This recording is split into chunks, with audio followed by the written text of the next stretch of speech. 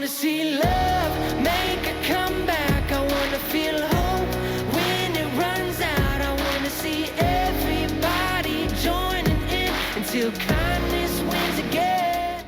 Hey guys, so this will be a Paul Ferguson Jail Call. I'm not sure who this person is. I mean, Paul does say his first name in it at the very end of the call, but I don't know who he is in relation to Paul. It's somebody that's obviously helping him out. Seems like a really nice guy, actually. So I'm sure once these people find out the details of the case, watching Shanda's trial, they probably have a different opinion on Paul and Shanda. But this guy is a super nice guy. He's helping him out. So yeah. Here it is, guys. Oh, and Monday, come watch Paul's sentencing with me. It says it's at 8:30 Eastern time, okay? I'll be live streaming it. Hopefully they will have it live. Sometimes they do it like delayed where they can't do it live, but they could do it like a half hour after. So hopefully at the latest 9. Well, you know how courts are. Never mind, courts sometimes are late anyway. But I'll start here 8:30 sharp, and we'll wait until it starts and watch it together. So yeah, this Monday the 26th is Paul's sentencing. Okay, so here is the call. This is only one phone call because I wanted to get it out. It just takes me a long time to do subtitles. People probably don't realize how long subtitles do take. And with that being said, I want to ask you guys, is it important for the subtitles? Because I was thinking it's worth me taking the time to do them because I mean, you always have the option to turn on the automatic ones that YouTube offers. So those are going to be there regardless. But I'm talking about the ones that I'm actually typing them out manually, putting on there because, you know, automatic subtitles, they mess up so many things. They're never right with half the stuff. So I'm taking the time to type out everything and like listening and re-listening and trying to get everything right, typing them out. But so is it worth it, or are you guys just happy with the automatic ones to turn them on for the people that want them? Let me know. I was thinking it was, but I just want to make sure I'm not wasting my time if a lot of people using the subtitles. I think it helps you understand and see things, and maybe things that you would normally miss or sometimes miss, because sometimes I miss stuff until I'm like listening to it a couple times and I'm like, okay, that's what he said. I don't know. Let me know, guys. I'll keep doing them, and then if you guys say, oh no, we don't need them, and then that would save me a whole bunch of time and I could work on something else. But if it's worth it, I'll do it, let me know. I won't do them then. All right, here it is. Bye. Hello, this is a collect call from Paul Ferguson. An incarcerated individual at Muskegon County Jail. To pay for just this call using your credit or debit card, please press 1. To decline the call, press 4. If you would like to permanently block this call, will cost 21 cents per minute, plus any applicable federal, state, and local taxes, plus a one-time transaction fee of $3. Plus third-party pass-through fees of 50 cents. You will only be charged the per-minute rate for the amount of time you were on the phone. If you do not want to connect this call but would like to fund an account to pay for future calls, please hold while the person you are calling is entering information to pay for this call.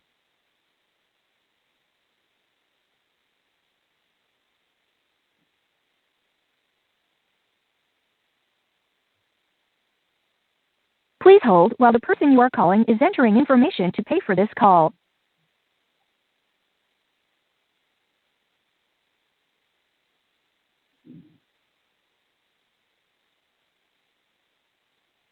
Please hold while the person you are calling is entering information to pay for this call. This call is not private. It will be recorded and may be monitored. If you believe this should be a private call, please hang up and follow facility instructions to register this number as a private number. To consent to this recorded call, press 1. To disconnect, press 2. Thank you for using Securus. You may start the conversation now. Hello? Hey, Paul. How you doing, buddy? I'm doing.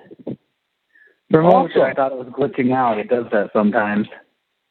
Oh, no, that was a long process trying to approve that call. Yeah, it should be easier now, though. Okay. I'll have to follow up on how to put it, on leaving and making an account for this. I didn't want to do it right now while I was on the phone, but I can certainly set up an account. Yep. So any news? Nothing so far, no. All right. I got some news. I made contact with your attorney finally. Oh? Mm-hmm. I found an obscure email, a Gmail account, and I sent him a message, and he responded back today. Gotcha.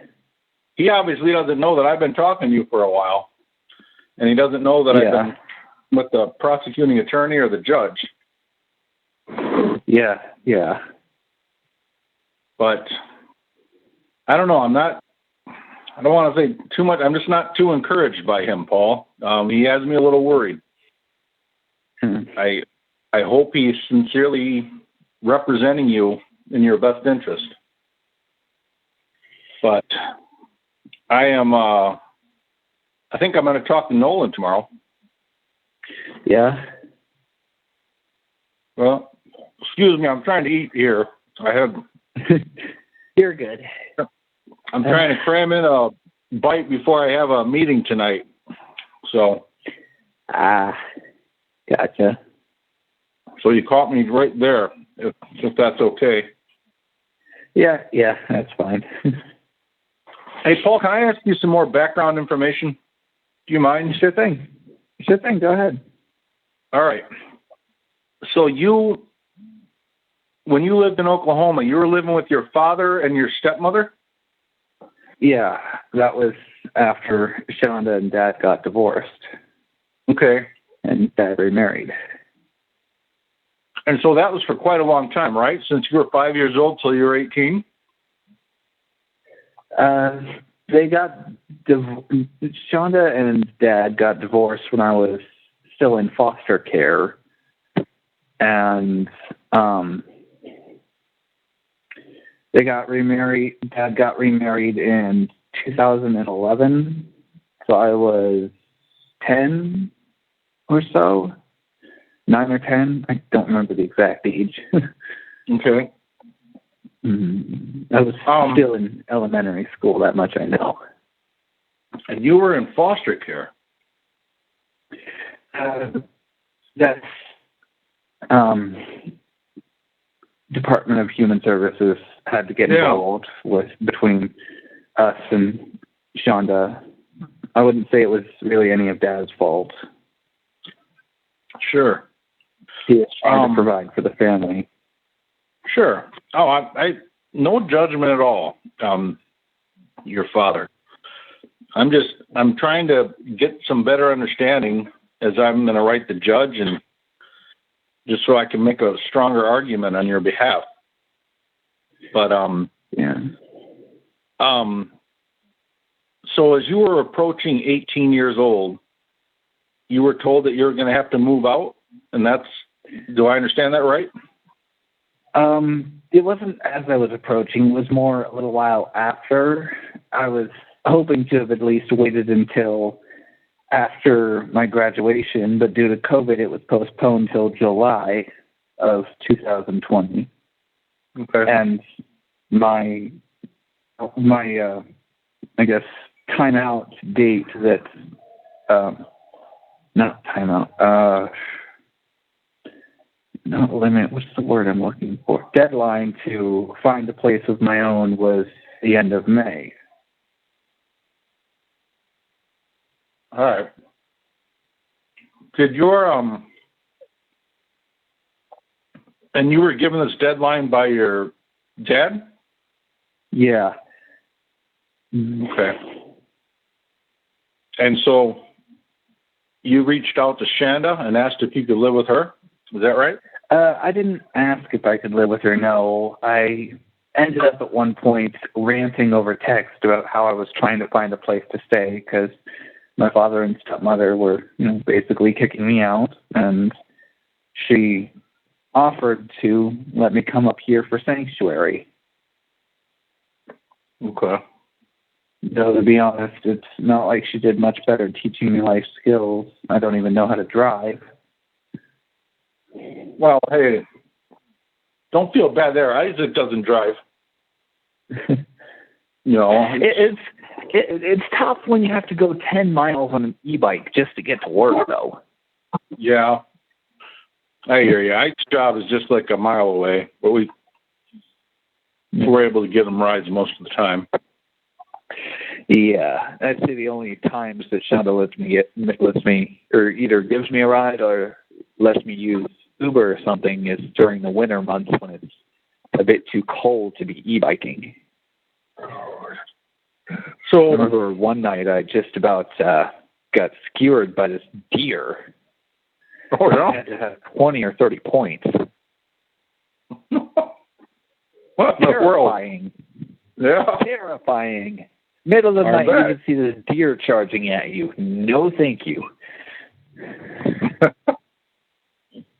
Well, I had Shanda drive me to work for a while after that because I was not risking the back roads again.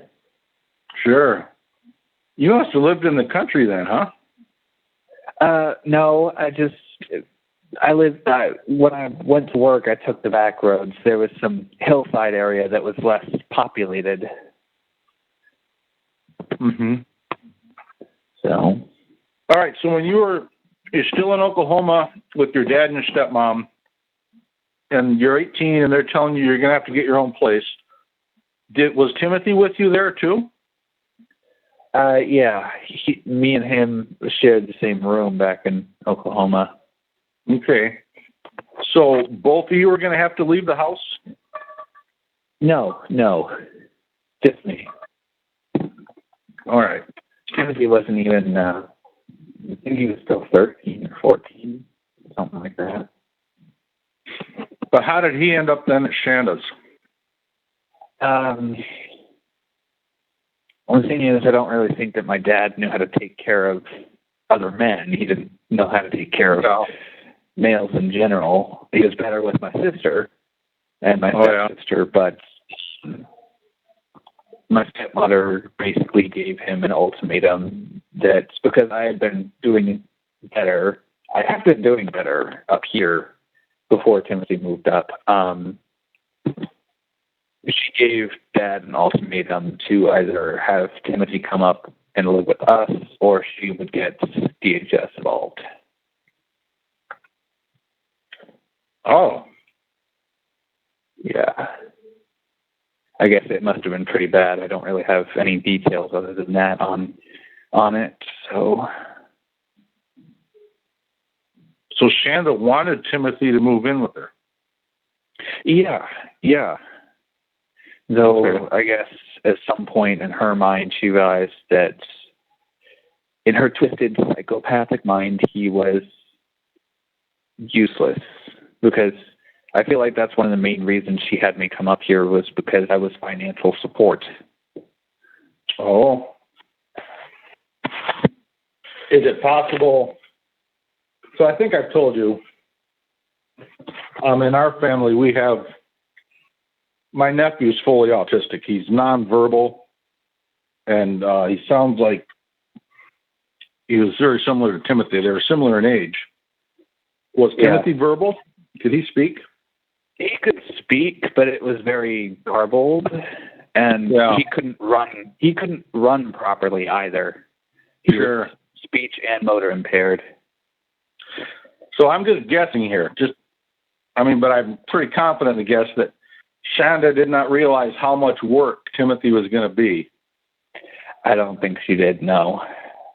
I think this is what might have frustrated her. He became 16, he became an opportunity to exploit money from. That's about it. But when she realized due to his disabilities, well, maybe not due to his disabilities, but because of his problems, as I guess she would call them, he was not going to be of use to her. And to be honest, I think this whole thing was premeditated on her part. Because when my stepfather, Adam, was in the house, she basically had someone holding her leash, for lack of better terms, keeping her from going full psycho on my brother. And Adam, he's the one that had a stroke? Yeah. May he rest in peace. Oh, he passed away. I didn't know that. He passed away back in February of last year. Okay. While I was in here, yeah. So these calls only last about 15 minutes or so. Oh, I just wanted I didn't to know that. so we don't have too much time left. Okay. I know you put 25 in, and I figured I should inform you that normally Joanne can help as well. She puts in about 50 or so a week, but I'm not sure if she will be able to this week. I can still manage a $40 or $50 order, but I can't really manage what I normally get with 25. With my appetite, the food they give us here is insuffice completely and totally. All right. I got you a pillow too. Did you get that? Not yet. You got me a care package? Yeah. Oh, yeah. I'll probably get it Friday then. Got me a pillow. Okay. I didn't know that. Well, man needs a pillow, Paul. Yeah, they took my part of my improv pillow because it was an extra sheet. I think I told you about that, but okay. Well, what's your balance right now in your commissary? 25. I can, like I said, I can suffice with 40 to 50.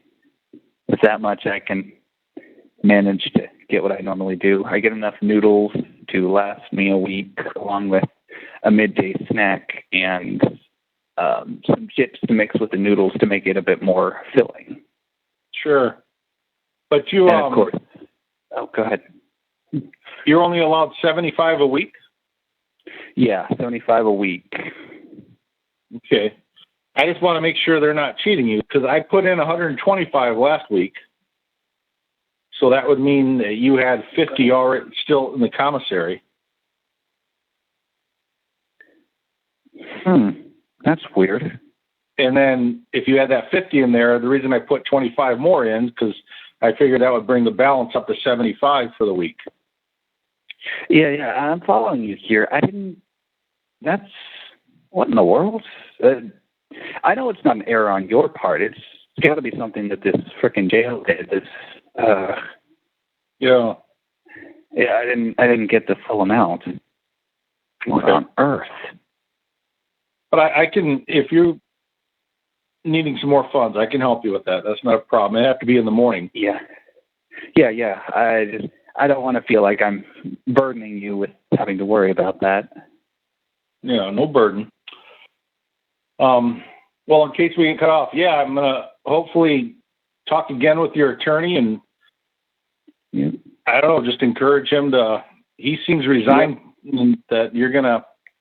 I don't know. I don't want to say too much. Then I'm going to talk to your brother. Left. Okay. Yep. And then hopefully I think I'll be talking to Joanna. Yeah, I'll talk to. No, I'll probably text Nolan today at least to let him make sure that he knows that you'll be calling him or whatnot tomorrow. Okay. And then inquire about your commissary. You should have 75 in there. So. Yeah, I definitely will. Okay. I missed a couple. I was missing a couple noodles with the last store order, and I sent in a grievance on that. So, but I'll definitely inquire about that. Okay. I got the receipts for everything. So. Yep. All right. Well, I'm glad you called me. We're going to have a video conference tomorrow, right? Yep. Okay. I had to schedule that for 2 o'clock, though. That's fine. I'll talk to you soon, Randall. Talk to you tomorrow. All right. Thank you. Talk to you later, Paul. Goodbye. Really, really